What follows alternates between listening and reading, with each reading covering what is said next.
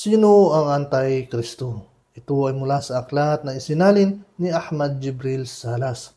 Sa ngalan ng Allah, ang mahabagin, ang maawain, tayo po ngayon ay nasa ikalima ng biyugto ng ating pagbabahagi at ang ating tatalakayin ay ang ikatlong katibayan, ang mensahe ni Jesus. At sino ba ang Panginoon ni Jesus? Sa ikatlong pagkakataon, ating pagtutuunan ng pansin ang mahalagang aral o mensahe ni Jesus. Ano ba ang sinasabi ni Jesus tungkol sa kaligtasan o ang paraan upang makamtan ang buhay na walang hanggan? Tuwirang ipinahayag ni Jesus na ang pagkilala at pagsamba sa iisang Diyos ang pangunahin at ang mahalagang daan tungo sa buhay na walang hanggan. Ayon sa Ebanghelyo ni Juan, si Jesus ay nagbigay ng aral. At ito ang buhay na walang hanggan, na ikaw ay makikilala nila na iisang Diyos na tunay at si Jesus bilang iyong sugo. Juan 17:3.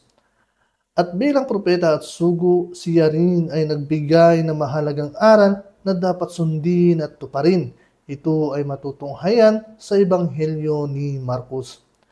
Pakinggan mo, O Israel, ang Panginoon nating Diyos ay iisang Panginoon at inyong mahalin ang iyong Panginoong Diyos ng buong puso, buong kaluluwa, ng buong isip at buong lakas. Marcos 12:29.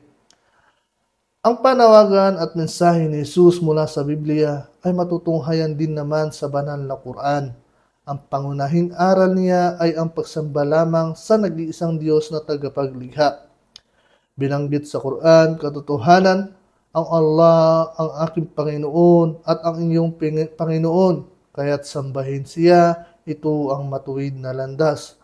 Mula sa Surah Al-Imran, chapter 3, verse 51. At isa pang talata, binanggit, O angkan ng Israel, sambahin ang Allah na aking Panginoon at ang iyong Panginoon.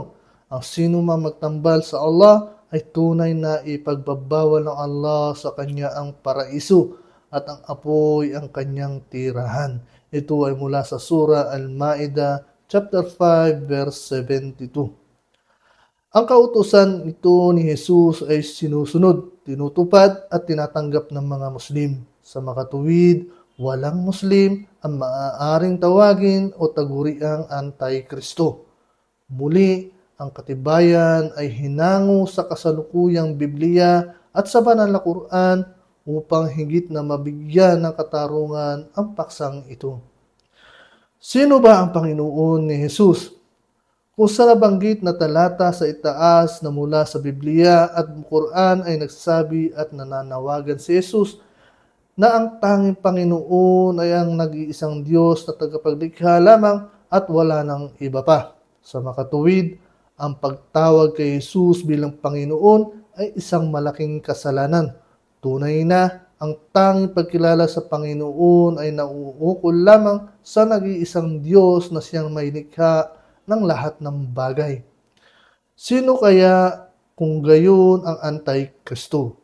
Ang isa bang Muslim na kumikilala sa nag-iisang Diyos na tagapaglikha bilang kanyang Panginoon o ang isang Kristiyano na kumikilala kay Jesus bilang kanyang Panginoon?